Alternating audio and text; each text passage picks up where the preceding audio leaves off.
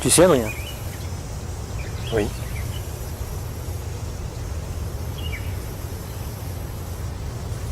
Après ça, je me demande bien ce qu'on va pouvoir faire. Ben, y retourner. Pas con.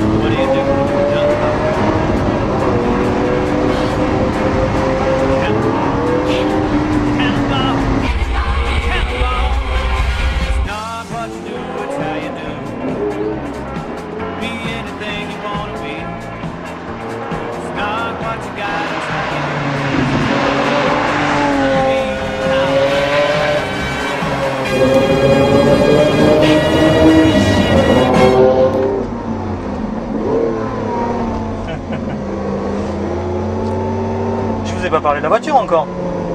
On va le faire.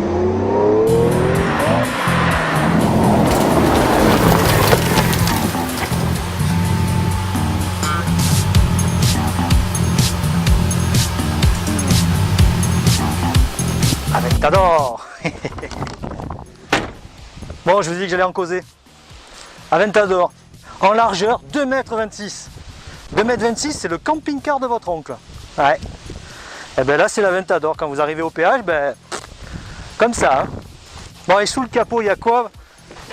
Il n'y a pas un vulgaire 4 cylindres, il y a un V12. Et V12, 6,5 litres de cylindrée, 700 chevaux, 690 Nm de couple. Bon, il prend de la place, hein, vous avez vu. Vous avez des bagages en Aventador. Oh, vous n'avez rien compris à la vie. Non, bon, les bagages, on les met devant. Bah, il y a de quoi de mettre deux sacs. Hein.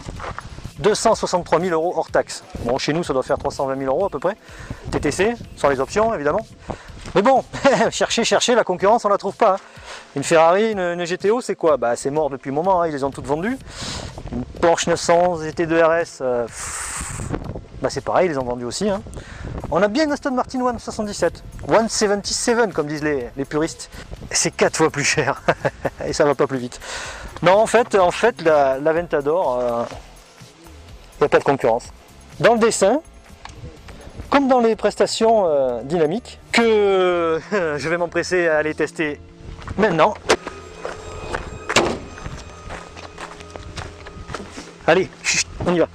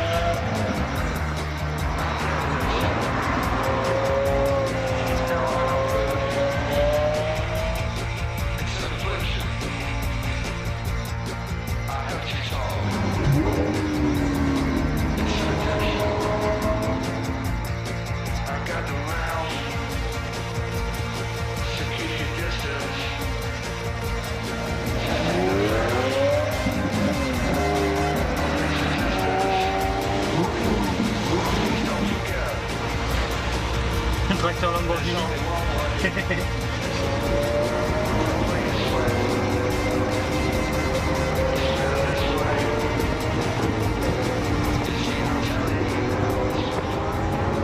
Alors sur la route ça vaut quoi? Ne me demandez pas si c'est mieux qu'une GTO, qu'une 177, j'en sais strictement rien. Ne me demandez pas non plus où sont les limites. Hein. Sincèrement, J'en sais rien. Le gars qui touche la limite sur route ouverte, c'est à peu près le moment qui précède sa satellisation vers la Lune. Voilà. Je pense que les routes ne sont pas faites pour ce genre de voiture. C'est incroyable. Une Gallardo à côté, c'est une limousine. Ça, c'est pour vous donner une image. La Gallardo, elle est confortable. Elle pousse gentiment. Bon, elle aboie aussi. Celle-là aussi aboie. Ça, c'est clair. Dans la région, ils savent qu'on est passé. L'instinct de survie vous commande de lever le pied droit. Donc, il y a un moment où c'est plus vous qui conduisez, c'est votre instinct. Alors, là, c'est fou, hein. Fou. C'est une auto qui est en plus collée par terre. On a beau avoir une boîte robotisée qui est super violente, pour arriver à la faire décrocher. Bon, vous enlevez le SP, vous soudez pied dedans, mais on peut pas souder pied dedans, vous êtes suicidaire, quoi, c'est pas possible. La voiture est facile. Alors, voilà. Le problème, c'est que vous allez avoir les vieux de la vieille qui vont vous dire c'était mieux avant quand c'était moins bien. Je peux pas dire que je sois partisan de ce genre de choses. Moi, quand j'ai un caleçon qui gratte, voyez, je préfère en acheter un nouveau qui gratte pas. Et la Ventador, c'est la Lamborghini la plus violente qui soit, mais qui ne gratte pas. Et moi, ça me plaît. Et je vais m'en remettre une couche.